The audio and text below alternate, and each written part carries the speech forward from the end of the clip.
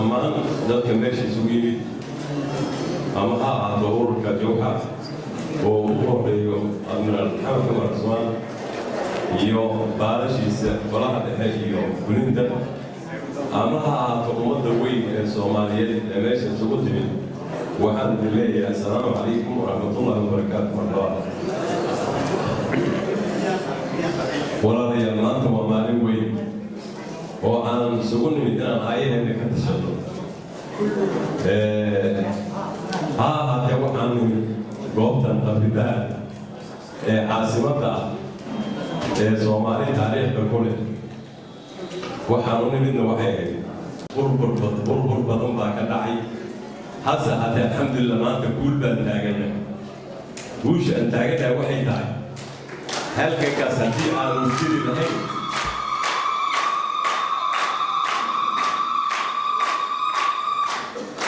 halkanka jihada xoreynta ogaaniyadii ay soo gashay haddii aanu jiri lahayn maanta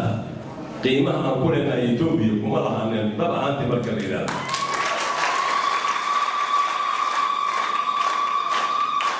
sababtoo ah dowladii waxaa wax looga dhacsadaa mucaarad afka haddii mucaaradka afka la waayo mid xabadeed waa lagu khasban yahay markii mucaaradka afka ahaa iyo aan wada tashanay iyo waddanka waa wada leenahay wax loogu diiday jowxa waxay dadka ku khasabtay inay duurka u baxaan xabad ridaan xabadiina maanta guusha maanta aan haysano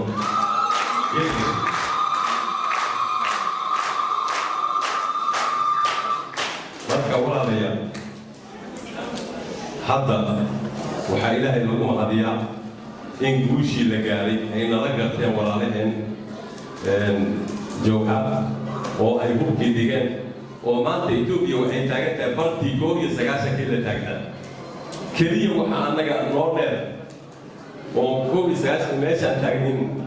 maanta aan kaga sokeynaa waxay tahay inaan wax baranay in dadkeena uu ilbaxay in aqoon iyo waayo aragnimo iyo wax walba la faa'iiday laakiin xag horumar waxba lama faa'iidin Ethiopia 90% in ka badan ka hooseyna waxaana waa godob iyo xumaan iyo bugtan loo qabo Soomaali haddaan waxaan kaga bixi karnaa walaalayaal tafaraaruqii aan ku soo jirnay ilaa iyo maalintii ugu horreysay dowladka la dhisay iyo maanta tafaraaruqa aan ku jirnay ee la isku kaayadirayay ee la kala qaybinayay inaan ka baxdo oo aan midnimo yeelano midnimo haddii aan la helin waxaaba yaraatee noo kordhaya ma jirto marka midnimo aan helo walaalayaal jabhadda maanta jaanis bay haysataa jaaniskaas wuxuu yahay fikirka maanta aad wadaan haddii aad ka qabaysaan waan ubaa deegaanka 100% in lidin taageeri doono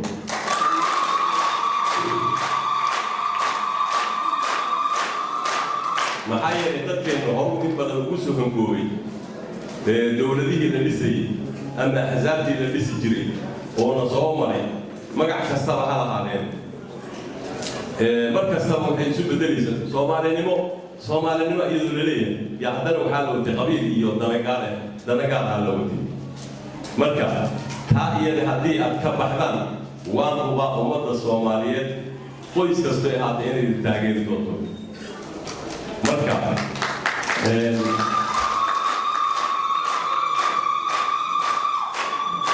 sidaa daraaddeed waxaan tala ku soo jeedin lahaa in xisbiga aad dhisaysaan iyo siyaasadda aad gelaysaan dhammaan Soomaaliya ka wada muuqato هذا بدين جولان حكالي هذه دمان جولان حكالي تكبيتان واحد يقولني سمان وحقيقة واحد يقولني سمان لكن مركع بمدة الصومالية دوران أي سكت حركة مرايدة عيد والله لا عيش يدركوه حسبان عيد والله يدركوه حسبان مركع جالس كاسات هيستان هيسكالو مننا الآتي أطلع لدي تاجر صدقي وأنا نزول وينينا وان إذن الله شقينينا لكن برنامج كينا سياسة هنقطة من ذلك كيف سمو ذلك كيف سمو أولي كنت على يسو ها وقال في النقطة طلبت النقطة لكن ذلك هيسكوا لحالكم ذلك هيسكوا لحالكم سياسة تجتو قابل وقوة لما أنت ذلك هيسكوا لحالكم ذلك هذا أنت بلد أنت مقالين كهين وحي كغيريا مقعا أولا نفسه أنا قلت بدون واقعات حضرني مسؤولين تسرع أولا حضرني ما أنت تفكر في أيام وراء الغبي لفظي إذا بركي بيانا بدنا وحيك هيك ضد خسارة بدنا كسوقان وضد كان كسوقان مقعا أولا نفسه مركا إن شاء الله دبنا ورقة تشطورنا مقعا هدي اللي بدني هدي سيريس أبو قادنا ينبو وامن كتشيكي سالي هدي سيريس اللون دايان هذا وحكي لكم الجيران لكن كتشي بدل فاللون دايان إسعارك بدل إيو ولا شغين بدل يعني لين بدل قادينا ويا شكورتي ديغان كاتيا هاي